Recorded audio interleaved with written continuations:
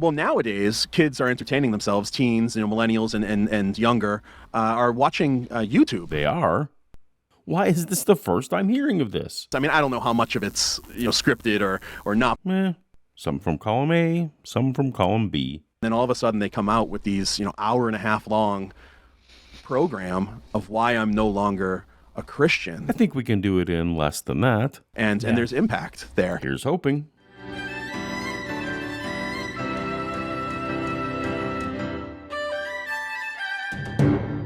Welcome to Paulogia, where a former Christian takes a look at the claims of Christians. And today, the claims on the Stand to Reason podcast are actually about former Christians. Welcome, this is Stand to Reason, and I'm your host today, Jon Noyes, filling in for the amazing Gregory Kokel, and I'm not alone today in studio. I'm not alone today in studio either. If John can have help, then I think I should be able to call in help. And who better when it comes to problem of evil, deconversion stories than Jon Steingard. Jon, welcome. Well, thanks for having me. Speaking of people who are international. This is great because we also have one of us coming from Canada and one of us coming from the States. And one but of both us of us Canadian. And I love how it's the far off land of Canada. Yes, I don't really feel it's quite international per se. I guess it is technically, but yeah, I come from this exotic place called Canada. And I told you, you could do this all on your own, man. You got a lot to say, but I'm just happy to come along for the ride, to ride shotgun with you. I feel like Tim in this show. I feel like the John has a lot to say. You've got the reins, my friend. I know it's my channel, but this will largely be your show. This is your show. I'm just along for the ride. Right there. Already I can't. Yeah, so, I just don't think that this is an accurate representation of what the problem really is, right? What we see, the level of suffering we see in the world is what you'd expect if we lived in a world, in a universe that was not created by an all-powerful, all-loving God. And for me, I think the problem isn't even the existence of God or not the existence of God. It's the existence of God with all the omni traits, all-knowing, all-powerful, all-loving. The best way to think about the problem of evil is the version popularized by David Hume, I think. Is God willing to prevent evil but not able? Then he's not omnipotent. If he's able but not willing, then he is malevolent. If he is both able and willing, then from whence comes evil? So he's just pointing out that there's a contradiction between the world that we see and the idea of an all-powerful, all-loving God. And that, I think, is the most concise description of the problem. For me, I don't actually necessarily believe in the word ought without a qualifier. Right. You ought to run fast if you want to win the race. You just ought to run fast isn't a thing outside of that context. You're getting into a couple of things. So what you just described is Kant's hypothetical imperative, which basically means if you want this, then you ought to do this. And that's a much simpler way of thinking. It's basically just cause and effect. Right. Versus some sort of ethereal, air quotes, objective ought. Because you got to ask the question, why ought I do anything at all? And I think that this touches on another point. It gets a little confusing when we're talking about the problem of evil, because even the word evil has a lot of moral implications built into it. And so I actually prefer to call it the problem of suffering, because it takes the problem out of the moral realm. Because when you start talking about morality, there's this whole field called metaethics, which is the study of what is morality and where do we get our moral intuitions. And it's such a complicated field that for lay people like myself, I don't have the expertise to get into huge metaethical questions. So if we can approach the problem of evil in a non-moral way, then sometimes it can help us clear away some of the potential complications. So I think of it as the problem of suffering. And the way that I would say it simply is we see a lot of suffering in the world that intuitively feels like it wouldn't be there if there was an all-loving, all-powerful, all-knowing God. So if you say it like that and talk about suffering rather than evil, it takes the moral aspect out of it and makes the problem a little more clear. I like that a lot because it also helps alleviate the problem that when I was a Christian, and perhaps you feel the same way, I would have said that evil is both an adjective and a noun, that evil is actually an entity. I think your way of phrasing it can help eliminate potentially some of that friction, even when believers and non-believers are talking to each other. So just to bring this home, I would rephrase it to something more like, almost everyone agrees that the world is not the way you would expect it to be, given the existence of an all-powerful, all-loving, and all-knowing God. That's how I would reformulate what they're saying on the screen here. Love it. And it also drives home really well that it's an internal critique of Christianity as opposed to a materialist being confused as to why some things are better than other things. That's a good point. Sometimes I have people that say to me, you're like cutting off the branch that you're standing on, especially if we're talking about morality, right? Where do you get your morality? Your morality is not based on anything. Mine's based on the Bible and comes from God, and it's rooted in God's nature. And I feel like you can avoid that whole thing if we're just talking about suffering and we're talking about an apparent inconsistency between the definition of God we find in Christianity and the world that we see in our experience. Exactly. Love it. There's been this trend recently of Christian artists or pastors or authors and the sons or daughters of famous pastors, people in the public eye who were once Christian. They're coming out publicly as saying, I am no longer a Christian. I have deconstructed or deconverted. John, you fit this category of what they're describing here. Yeah. For anyone who doesn't know you well, can you give us just a quick bit of your background? Yeah, the super short version is basically I was in a Christian band for a really long time, 15 years, a band called Hawk Nelson. And toward the end of our career, I was becoming a father. I wanted to tour less. And around that time, I started just really thinking about some issues to do with my Christian faith that I had always had and I had been brought up in. And I found that the more questions I asked, the more I used the analogy of pulling on threads of a sweater. And I just kept pulling and pulling. And the more questions I asked, the more I felt the answers that I had been given and was continuing to find in Christianity just didn't satisfy me. And eventually it got to a point where I felt like if I was being honest with myself and others, I was like, I don't think I believe in God anymore, which was actually really terrifying. I think sometimes it's painted as this like rebellious thing. You want to go do some sinning. But I think your experience may have involved some of the same things of just this sense of like, wow, I felt like the rug was pulled out from under me and it wasn't necessarily pleasant. Absolutely. I do remember the last several times I prayed as a believer and how the anguish of that and how it was slipping away, and it was a real loss. Like I wasn't gaining anything. I was losing the person that I talked to every couple minutes. It was ripping something away from me.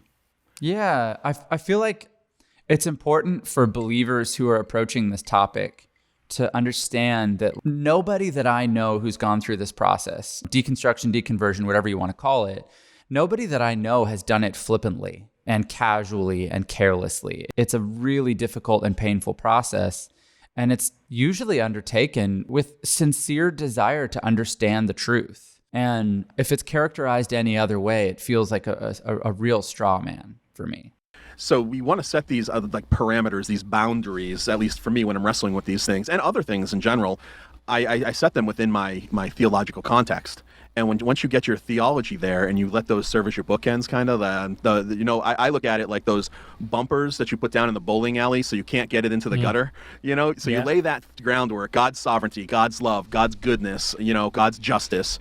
And now we're free to explore this stuff. Yeah. Obviously, this is a problem. And it's funny, like, I think when I was a Christian, I might have heard him say this and been like, oh, yeah, I agree with that, without really thinking about what he's saying. Because what he's saying is it's okay to ask questions about your faith as long as you've already decided you're going to continue believing it no matter what. And when you do that, you're not engaging in honest inquiry. You're not engaging in, hey, I really want to know the truth. What you're saying is, I want to know some truth, but I don't really want to look at the big questions. And I hear a lot of, especially evangelicals, say stuff like this. And I do not understand how you can hear it and believe that this is honest inquiry. For me, when I was deconverting, what I had to do in order to be intellectually honest with myself and just deal with the cognitive dissonance I was facing was say, let me not assume that it was true.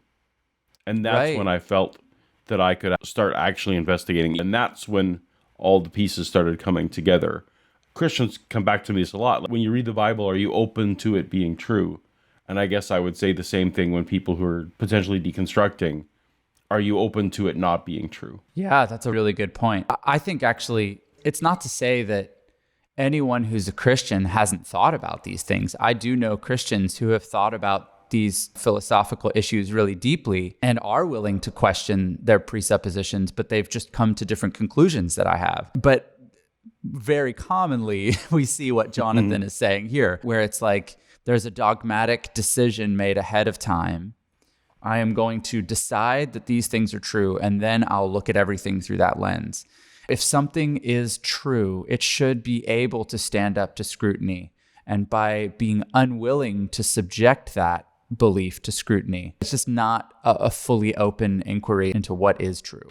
You know, we got to be careful how we respond to these stories. My first initial reaction is always to combat them with arguments. You know, are you kidding me? You know, the problem of evil? You know, I mean, we have, dude, Tim, how many articles have you written on the problem of evil? I encounter this pretty often too, where Christians will say, oh, come on, the problem of evil, that's so old and it's been figured out. Like, we have solutions for that. And I just can't believe you don't know the solutions. Like, how could you decide you don't believe in God without even looking at the solutions to your questions? And I just immediately want to respond, what makes you think I haven't looked at them? Like, I understand the free will defense, at least as much as a layperson can, I think. I'm not a professional philosopher. I've heard the counter arguments to some of these problems, and I just don't find them satisfying. And it should be said that there are very many brilliant philosophers on both sides of this debate, both theists and atheists, agnostics. There are very sharp people that disagree on this. And so it's not as though a layperson like myself has no precedent for saying I'm unconvinced by these responses to things like the problem of evil. So to be like incredulous about this and say, I can't believe this is a problem for you is just unhelpful, I think. If we can relate this to how a Christian might feel at a certain point, imagine someone comes back to you and says, oh, you believe in the Kalam cosmological argument? There are YouTube videos that totally debunk that. Right.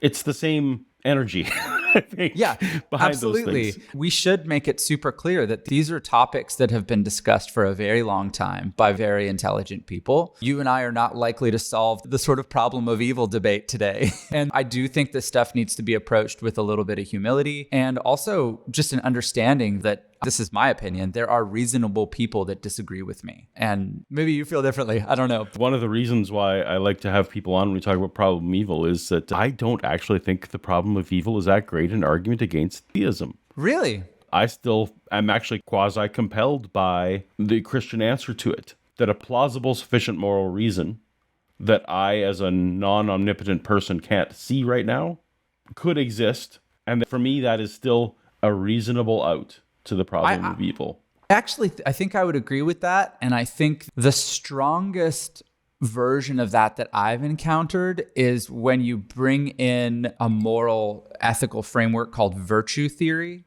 that there are goods that are possible only through experience with not good or with suffering or with evil. It's not implausible to believe that there could be a God that values virtuous creatures and has fashioned a universe that does involve some suffering in order to fashion those virtuous creatures. So I think that's actually the strongest response to the problem of evil that I've encountered. And I do think it's reasonable to believe that. I still have questions. Does there need to be this much suffering? How much suffering? Right. How much suffering is sufficient? And would there not be enough good if there was just like a little bit less suffering? Like if a child dies as an infant, is that really creating some good somewhere? Like maybe you're right. We don't know the mind of God if God exists. But this is where it becomes a question of, do you find yourself personally persuaded, convinced, satisfied with that response? And I still find myself going, man, it's a stretch because you have to say, yeah, God wanted us to suffer this much. And that feels weird to say a little bit. It does. I think our difference in how important we feel it speaks against one of their enterprises here is that all deconversions are basically the same thing. My deconversion was with the reliability of the Bible. And if I could solve the reliability of the Bible problem, I would probably return. The problem of evil wouldn't bother me that much. But someone like Bart Ehrman, who's been on the channel, he has far more study in the reliability of the Bible than I do, but he became an agnostic because of the problem of evil, not because of the Bible stuff. So this idea that you can look at a deconversion or deconstruction and come in assuming that you know. I see enough problems in various areas. I don't think any one of them is a deal breaker, but I see enough things that I go, hey, something's not right here. And so I consider myself an agnostic. Like, I am open to the idea of God existing. I just have, at the moment, I don't find myself convinced that God does exist. But one of the areas that we haven't talked about that I've continue to be curious about is, it's one thing to ask, is there a God, or does God exist, or are there multiple gods? We have some polytheist friends that, like, sometimes that option doesn't get brought up a lot. And I would also add, like, the nature of God is completely up for debate. So to me, the idea of there being a first cause, a God that created all things, that on its face is not necessarily implausible. I actually think it's when you add all the omni traits, all loving, all powerful, all knowing, that's when I start to experience a lot of questions like, wait, that has a lot of implications that kind of get weird when you introduce all the omni traits. And so I'm much more open to the idea of theism in general, and I have fewer objections to that than I do, say, Christianity, which also has all these other beliefs built into it. I think in these conversations, sometimes it's easy to get tripped up in this duality of no God or the Christian God. And those aren't the only theories on offer. False dichotomies are bound. Yeah. They're not just arguments. That would be easy. It's easy to answer the arguments, in my opinion. So he's saying it's easy to answer the arguments, in my opinion. And I just don't think anyone who's willing to say that has really studied all the arguments. I want to give them the benefit of the doubt here, but there's very sharp people on both sides of these discussions, these debates. And if you think that this is an easy thing to answer, you just have not been paying attention. It just so happens, and I'm not sure why it is exactly, but a lot of worship artists.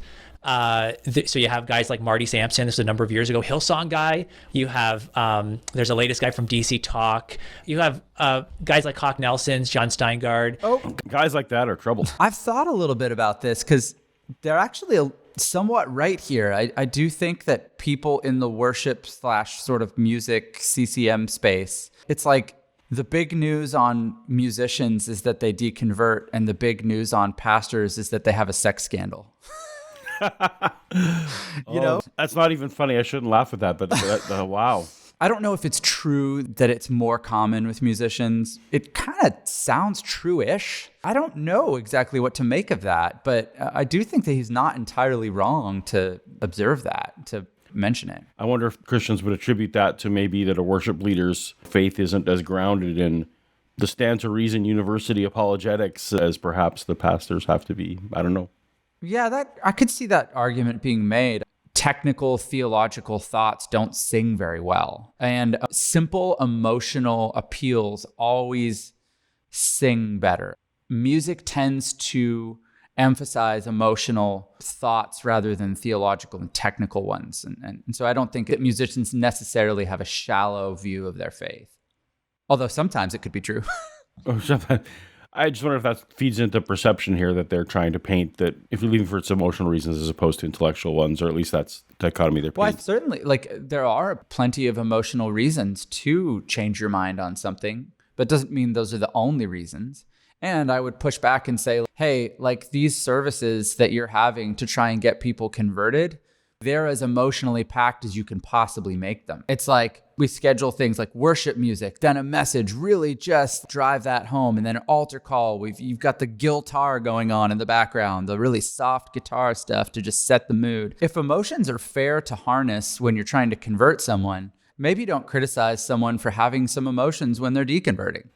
Wow, that's an awesome point. Love it. This story is so powerful, in particular, I think, to the next generation, because they crave, you talk about Gen Z, they're looking at things like authenticity. Yeah, I think they're right that people are craving authenticity. And I think that's good, right?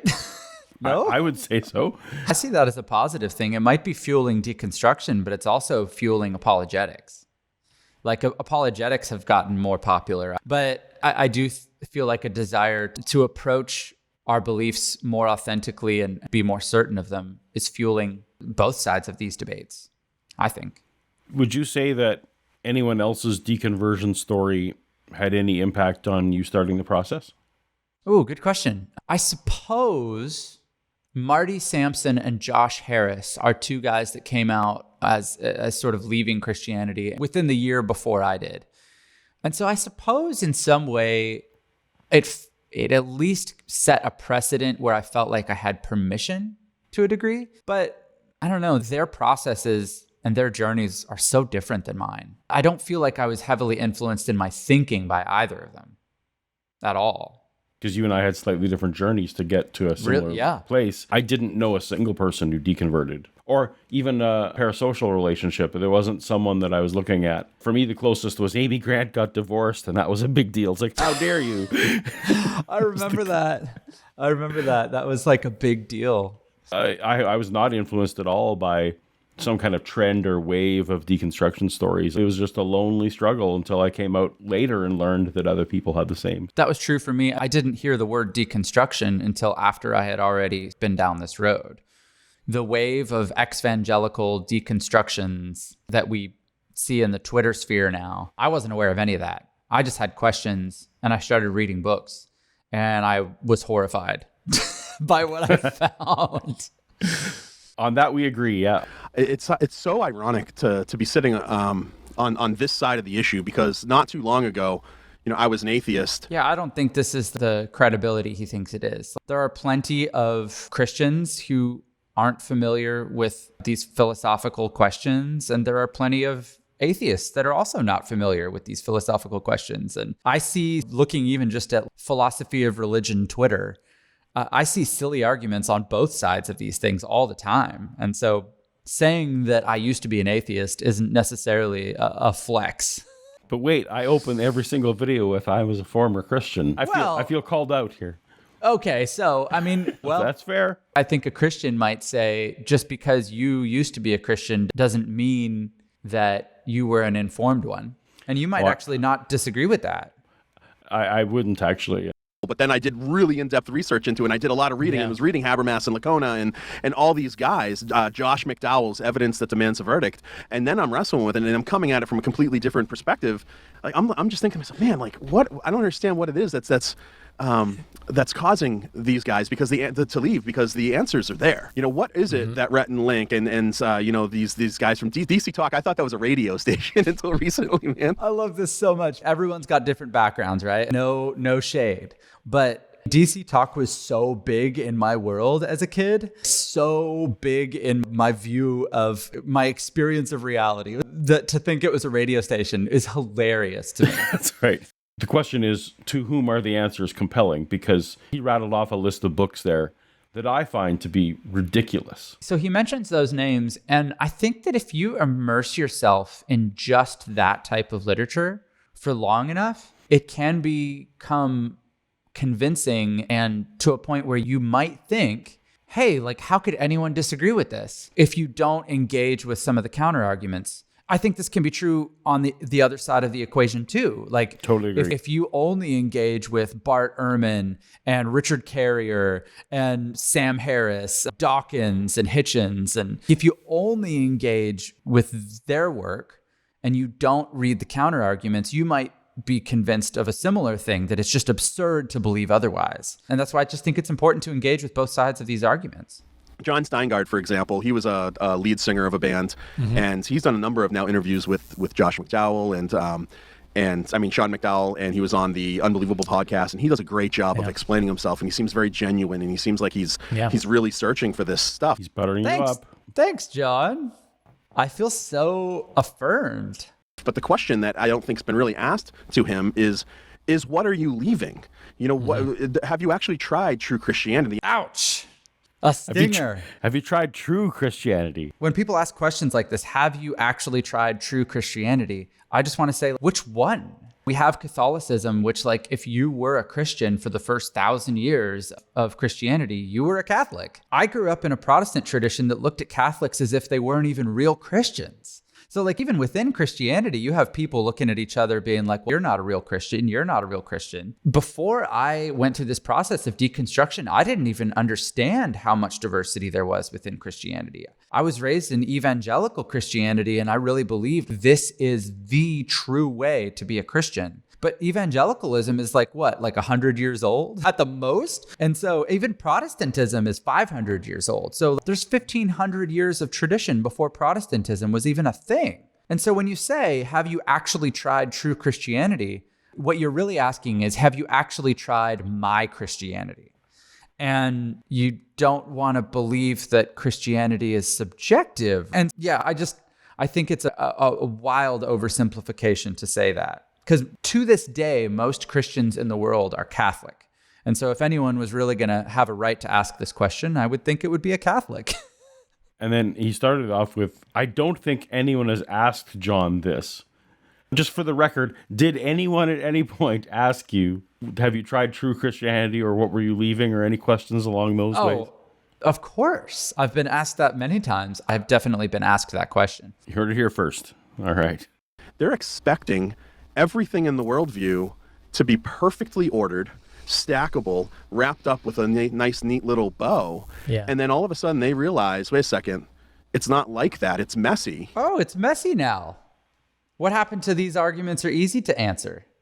So yeah, we do expect that things are going to make sense. I don't think that's an unreasonable thing to ask of an organization called Stand to Reason. I feel like you can say, hey, these are reasonable things, or you can say, God's mysterious, I don't know. But like, you can't like necessarily hold those two things in the same breath. Does that make sense? Yeah, Jon, I think you're making a really important distinction here. And I know some people are going to take it the wrong way. I did. Let's just use Tim Barnett as an example, okay? I like him. So Tim Barnett grew up in the church. You know, doors were open, we were there, that kind of deal.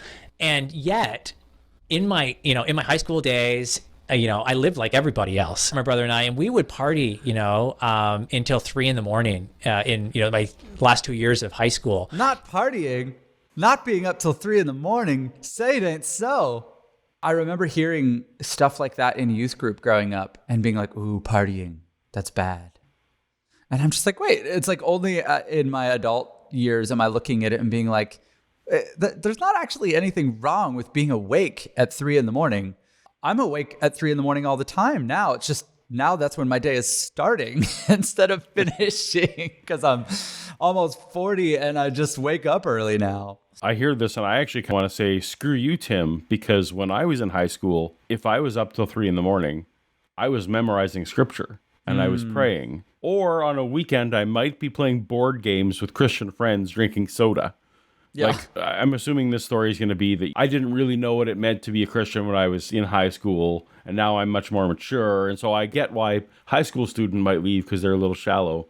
Screw you, Tim. When I was in high school, I was all in on this stuff. I was getting ready to go to Bible college, to paint that all high school students are shallow in this way. It's uncharitable. And I think to a point that we've hit on previously in this conversation, if you are too young to question these things when you're 19, then you're too young to affirm them, right? You can't have it both ways. If you are doing these extravagant youth conferences to try and get people to make a decision for Christ in these formative teenage years, if they're old enough to make that decision, they're also old enough to question. And I just don't think it's fair to say, oh, the default position should be belief and you can't question it until you're 38 like I am. But in the hindsight, I look back at my lifestyle and I was like, oh my gosh, I was a wretch. Like, and God reached down into the dark, dank bars of Hollywood and ripped me up into his marvelous light. And he never lets me go. And then when I couple that with hearing these guys' stories, oh man, I just don't get the feeling that they knew. I just don't get the feeling that they really knew that love. Because me personally, I can't countenance turning my back on Jesus. I think Jon obviously had an experience where his life improved in a way that's really meaningful to him. And Christianity was a part of that experience for him. So clearly it's a meaningful experience that he had. But if you're going to go to experience, then you also have to affirm the people who would say the same about their experience with, say, Islam or Hinduism or people that don't believe at all. And we've already established that it can be difficult to leave a faith. But for a lot of people, and maybe you would be among them, and I think I would be, there were a lot of things I was actually glad to leave behind, beliefs that in retrospect look really restrictive and harmful. And so my experience has been that I feel like leaving Christianity has actually opened up my life in a lot of really positive ways. So if his experience is validating of his beliefs, then my experience is validating of mine, and we're back where we started, just disagreeing. But again, I actually kind of want to say, screw you, Jon. I felt the love of, I felt what I attributed to being the love of God throughout my life. I will never forget the feeling I had when I came out of my baptism tank. I felt like I had infinite love pouring into me in that moment. Now, I had family and friends surrounding me, all who were incredibly proud of this step that I'd taken, which probably fed into it, and my own expectations experience had probably fed into it. I experienced what I attributed to be love all the time. I just no longer attribute those feelings to what Jonathan thinks those feelings come from. So to make this blanket statement that we didn't feel the feelings when 5 minutes ago he was saying we didn't think the right thoughts, I'm a little miffed. Yeah, that's understandable. I definitely do feel like I've had this hurtled at me a few times over the last year or two. If you just knew the real Jesus, like that kind of thing. And I'm with you. Like I believed really sincerely. And my experience actually was like I was surrounded by people who had these really personal, really emotional experiences with Jesus, or so they believed, right? Mm-hmm. And I actually struggled to have those experiences. I remember trying to conjure up or create the opportunity for these experiences to arise. And I really wanted them. And sometimes I would maybe think I felt something, or like I would experience a voice in my head, like an idea popping out of nowhere, as sometimes happens with all of us. And I would attribute that to God sometimes because I just really wanted to have these experiences that I saw so many other people having. But I struggled to have them, and I think I was unwilling to manufacture them. And I don't want to sound like I'm accusing anyone of knowingly manufacturing these things, but I think it's possible to have positive experiences and to misattribute them. And I fully admit that I'm still susceptible, but I think we all are. Think of it like a marriage. You know, if I decided tomorrow to leave my wife, okay, and my three beautiful daughters, just a deep love, and the next day, gone. What if I were to ask, let's say you were to ask me, Tim, what are you leaving? You know, what are you leaving? And I say, well, I'm leaving 3 kids and I'm leaving a wife.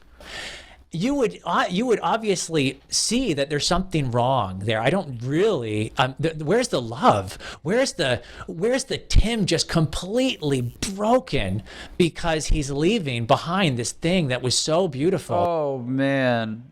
I don't feel like I should have to say this, but leaving Christianity and leaving your family are not the same thing.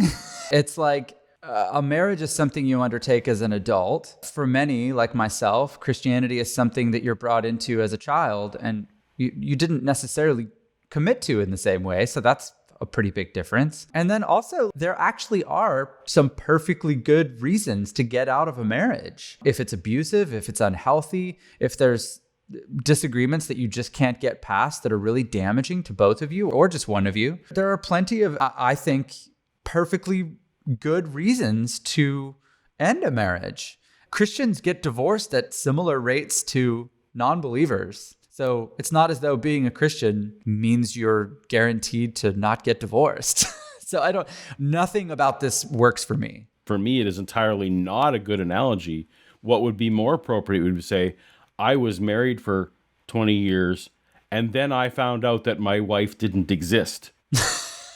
Or probably, and that I know that seems silly, so probably more appropriate. And then I found out that my spouse was really an actress. It wasn't what I thought. It was a True Lies situation or something where everything that the relationship was built upon wasn't fundamentally true. Then you would be able to walk away and say, okay, I really loved the person who I thought was my wife, but it turns out that wasn't really who my wife was. So it's appropriate then to leave. Yeah, and it's like, to try and steelman him for a second here, I think what he's trying to say is leaving Christianity isn't just leaving a set of ideas or doctrines, it's leaving something that is loving. And if you had that, you wouldn't leave. I think that's what he's trying to say, maybe. Even if you really loved someone, if you found out they were on a fundamental level lying to you, or something that you assumed about that person's character turned out not to be the case, it doesn't matter whether or not there was genuine love there. And so this is where the bumpers that they mentioned earlier in the video come into play. It's like the love is connected to an unwillingness to actually question the deeper fundamental questions. Right. We're never going to understand the mind of God, but it doesn't mean like we don't wrestle towards that understanding. You know, and I can't think of another faith in another worldview that actually calls for us. I mean, it's calling us, hey, test me on this. That's literally describing the scientific method. That's a worldview that is the most dedicated to testing things and throwing out things that aren't true. Absolutely. Absolutely, test. I think that's what people are doing when they're engaging with these questions. I was listening to Jon Steingard, and he was saying that he couldn't he went on a missions trip to Uganda, and he worked among this group of pygmies, and he couldn't reconcile a good God with the immense suffering and pain that he saw within this community of people who have been displaced. Yeah, it wasn't a missions trip. I was doing a documentary film, so I feel like that's worth saying because the term missions trip has a lot of connotations that I wouldn't want to buy into.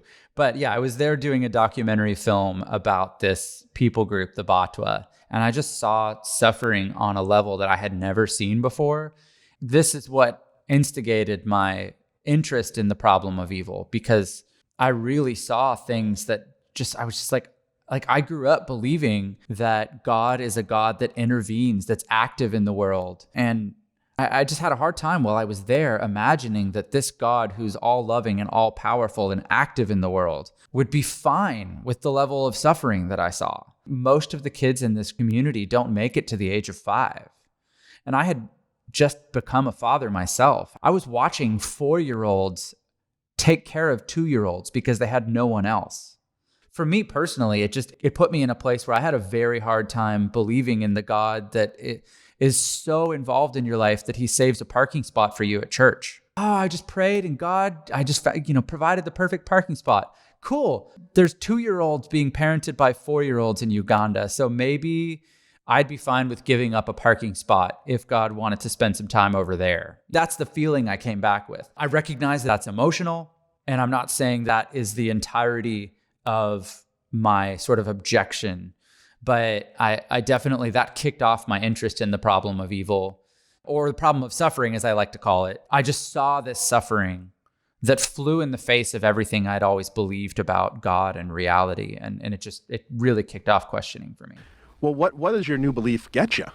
Like, how does your new belief, how does rejecting God, throwing God off, how does that move you towards a solution to the supposed problem? It doesn't move you toward a solution. Like, I was seeing this suffering in Uganda and I didn't have a solution. I remember thinking, like, how much money is in my bank account? How can I fix this? And the problem was too big for me to fix it. And so while I was there, I was like, the best thing I can do is make the best film I know how to make to get this in front of as many people as possible so that people will be motivated to help. I don't see God doing any lifting here. Everyone that was there on the ground actually helping was human beings. And it actually was a Christian organization. And so I appreciate that their faith is tied up in their desire to help, but it's the physical act of helping, the real work that people are doing on the ground that was so powerful to me and that I wanted to motivate people to do more of. And so questioning or even departing Christianity doesn't solve the problem of suffering, but it's reasonable if you see this horrible amount of suffering to question why it exists if there is a God that's all-loving, all-powerful, and all-knowing, like we've said. So it doesn't fix the problem, but the suffering really highlights an inconsistency, an internal inconsistency in the beliefs that I held. There's two senses in which this is a problem of suffering. There is the problem of suffering in that we as human beings, our empathy wishes that there was less suffering.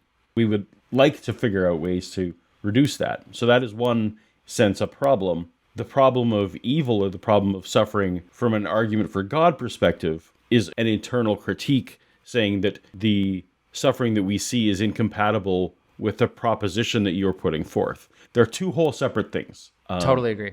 Yep. And so just the fact that they can be given the same label causes some conflation, and I think both sides should be careful which thing we're talking about. I want to know what you're leaving, but I also want to know where you're going. And I think that they might say, well, I don't know where I'm going. And I guess that's fair, but... Okay, so I want to know what you're leaving, but I also want to know where you're going. That is what a controlling ex-boyfriend would say to a girl who's leaving him. That's a very manipulative question, I think, because if you're in an unhealthy relationship and you leave, you might not know where you're going, but that's not a good reason to stay. I don't think this is a question anyone who's deconverting or deconstructing needs to answer. He even admitted a perfectly reasonable answer is, I don't know. But I know that there's something not right here, and I'm not going to ignore it. It makes Christianity entirely utilitarian, as opposed to, is it true or not? I left Christianity because I don't think it's true, not because I don't think there is some utility to it. Tim's basically saying, if you can't show me something that has more utility, you should stick where you are, which is a weird, non-selfish Pascal's wager or something. I'm not... Yeah, and if you're looking for utility, like I would argue Jainism, Buddhism, Taoism have a lot less baggage as far as like the sort of negative side effects. I think this might have been Sam Harris, but an extremist Jain is going to be the kindest, most wonderful soul you've ever met. So yeah, I'll take that kind of extremism and fundamentalism any day. Exactly. And I now know, I didn't know at the time, I didn't even know this was a thing, but secular humanism is basically based on the second thing that Jesus says. He said, love the Lord your God with all your heart and soul, your mind. That's the first commandment, but the second is like it. Love your neighbor as yourself. If you just take that second part, love your neighbor as yourself, then you have secular humanism, and that's all you need, because the first commandment really doesn't impact how you operate in the world. It's only the second one. Sometimes you'll hear people say, if you don't believe in God, like, then what motivation do you even have to be moral, to be good? Like, why not just do awful things all the time?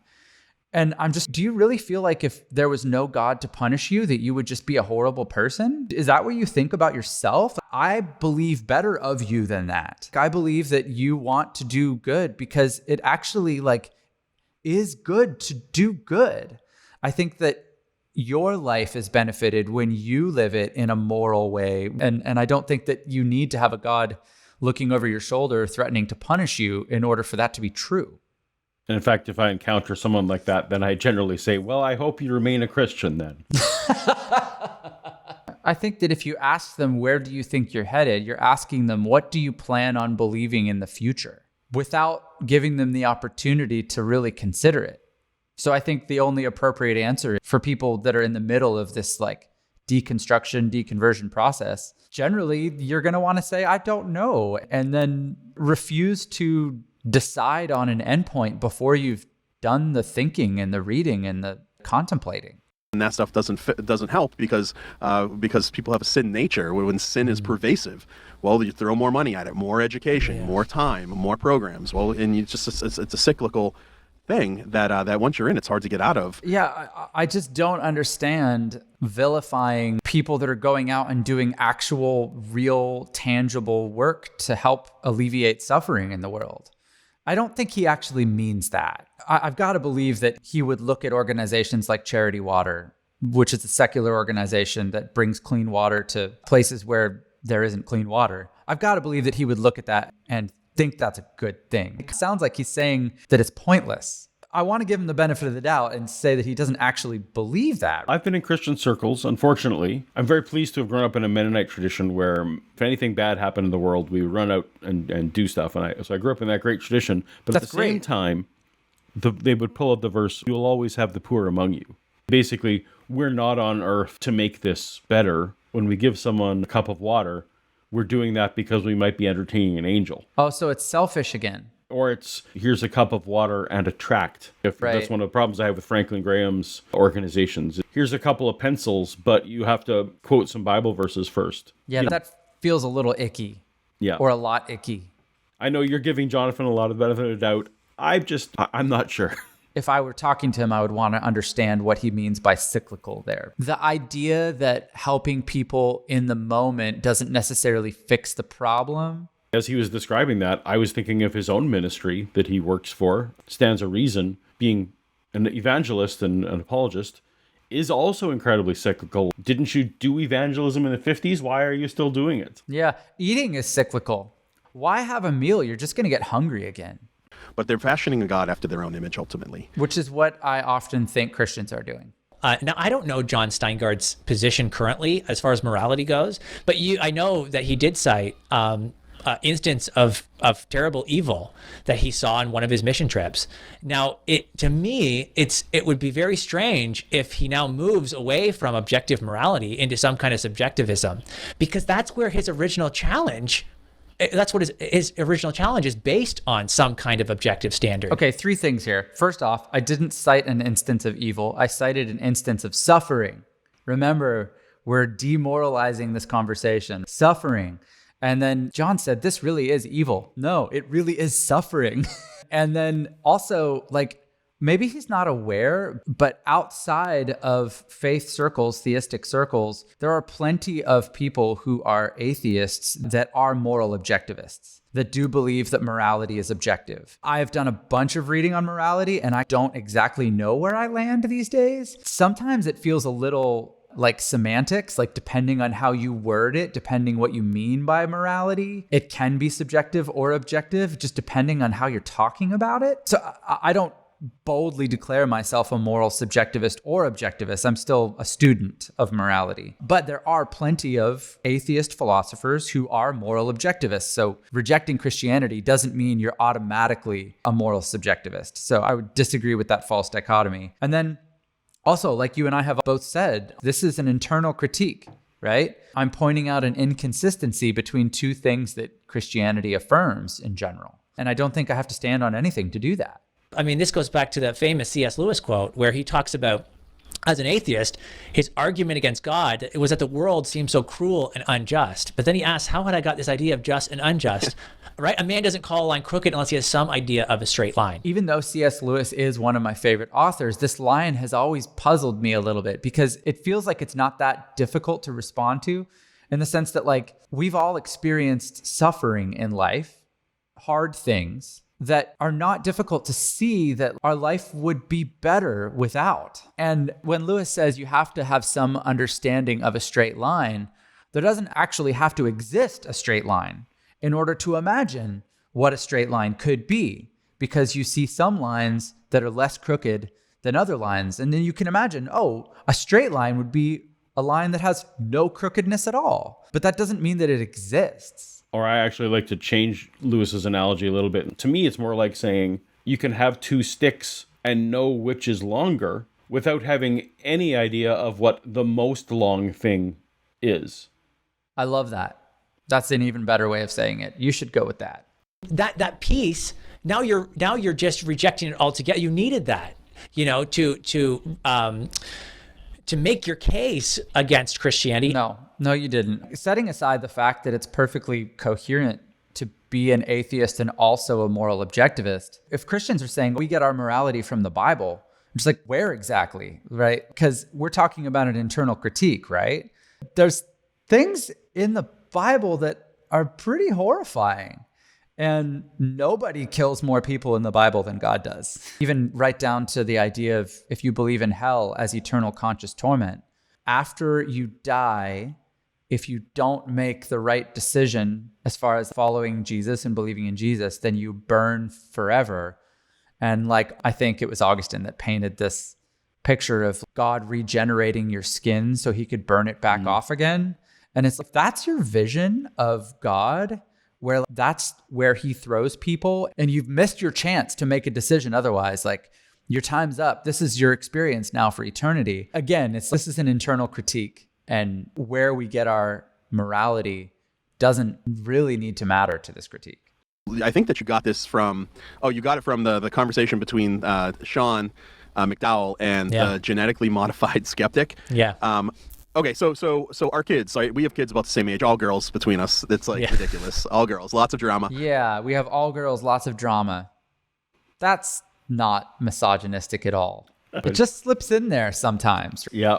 And your kids come to you and say, look, I'm deconstructing, or I'm deconverting, or I think I'm an atheist now. What do you say?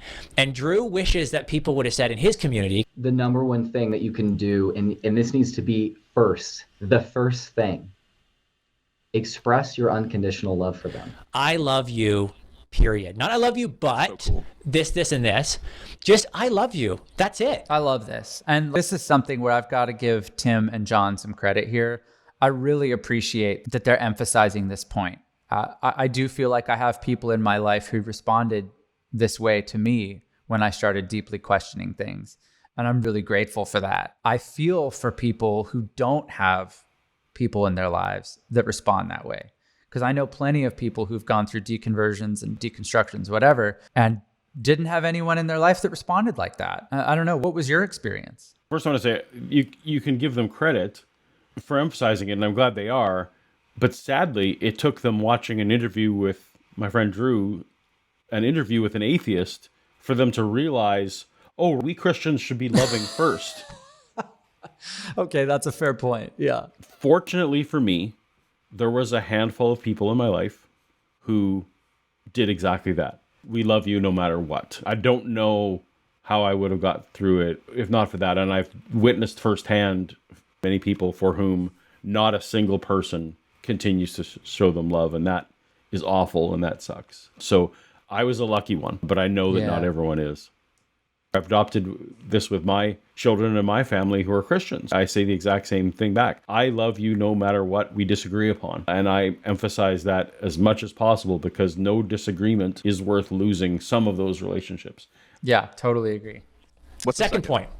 So Drew said, then I never would have thought of this. I never would have thought of this. Thank you for being willing to tell me. Like, I'm sure that this is not, especially if you're in a Christian community and that's a big part of your life, saying, I would want to say thank you to my child for being open to telling me. I know that that's not easy, especially when they're going to know that I'm going to want to influence what they think. Thanking them for being honest and open with you. Because I think there's a lot of young people who are struggling and they don't think they don't feel safe going to mom or dad. They don't feel safe going to the youth pastor because they think they're going to get, judged or whatever. Okay. They're going to get arguments beat down their throat or something. Bible's thrown at them. I don't know. They just don't feel safe. Yeah. I really am glad that Drew instigated this line of thinking for Tim and John here, because it is true. A lot of people don't feel safe going to mom and dad, don't feel safe going to their youth pastor or their pastor. And I think part of that loops all the way back to what we heard at the very beginning of this conversation about only approach these questions with your bumpers up, with your parameters set, with the understanding that God is this, that X, Y, and Z. When you're approaching these questions like that, people that start to question the fundamental things aren't going to feel safe bringing those questions to you because they recognize that you're not willing to entertain the really hard questions. So there's going to be times where we can get together and talk. Not every time. We're not going to talk about Jesus every time, but we will talk. Maybe you can expand on that. What did you take away from this? I feel like this conversation between Tim and John bounces around a lot, right? There's at one point where the answers are obvious and clear, and then at another point where it's, well, this stuff is messy and you shouldn't ask for it to be super ordered and with a bow on it. I get frustrated with the constant insistence to bring morality into a question about suffering. Like I've said to you, I prefer to think about the problem of evil as the problem of suffering, so we can see it, in my view, a little bit more clearly. I think a lot of times the Christian response to the problem of evil is to focus on the moral side of it. But what they're doing is they're sidestepping the problem. They're not really addressing the problem. They're creatively dismissing it. If someone's going through a process of deconstruction or deconversion, they might not be familiar enough with these topics to realize that's what's going on. And so they might feel like, oh yeah, I guess you're right. But they won't be satisfied. They'll just feel dismissed. And I think my advice to Christians would be like, be careful that your approach is not dismissive in this way, and really be willing to entertain the hard questions, because like we've said, there are smart people on both sides of these conversations. And so maybe if someone in your life is coming to you with questions, and instead of knee-jerk responding with creative ways of dismissing those questions, maybe let that motivate you to engage with the questions yourself a little more deeply. And to someone who's deconstructing or deconverting, if you ever feel like your questions are being dismissed and not actually really addressed, you should feel free to notice that, and to not just shrink away and be like, oh, this person has read a few more books than me. Follow your intuition and be patient, be kind with yourself. This is a hard process. Recognize that there's going to be a little bit of frustration and sometimes pain, and try and find places where you really do feel like you can address these questions in spaces where they're taken seriously. What do you think? I got a little frustrated in a few places because of the assumptions that they were making about the people who were deconstructing. I heartily endorse Drew's first two steps that a Christian should take with someone who's deconstructing, and that is to love them, and then second of all, to thank them for trusting them. I think what I would like to push now forward is the third and fourth things that you should do. The third thing is, don't assume that you know why they are leaving, and don't paint with broad brush. So we heard in this video, you just want to sin. We heard in this video, you didn't have the right theology. And then we heard you didn't have the right emotions. Some of those may be true, none of those may be true. I feel like those things are only helpful within the flock so that they can explain away why people are leaving. John, when you first left, it was a ripple that I felt that people were trying to explain away why you left, to try and keep the kids in, to fortify the walls. These men both work for Greg Koukl, whose famous book Tactics on how to have these conversations. Greg would say, what do you mean by that, and how did you come to that conclusion? I never heard Tim or John in this conversation advocating going to the person and literally asking that question. Instead, they wanted to put up the safety bumpers. They don't want to hear the reasons that a deconstructed person might have. And I think that's a huge mistake, because perhaps that person did leave for poor reasons, and you can give them good reasons if you're a Christian. And also, perhaps that person did learn something that would be great for you to think about. I think those are great takeaways. And while you were talking, I thought of another one. I think it's important to approach these questions with curiosity, with the assumption that there might be things that you still have to learn. You might find yourself convinced of a number of things in any given moment, but hold it loosely enough to recognize that if you were confronted with ideas or evidence that pointed in another direction, that you'd actually be willing to look at that. And from knowing you, Paul, I think it's fair to say that if you were presented with new evidence in favor of Christianity, that you would really consider it.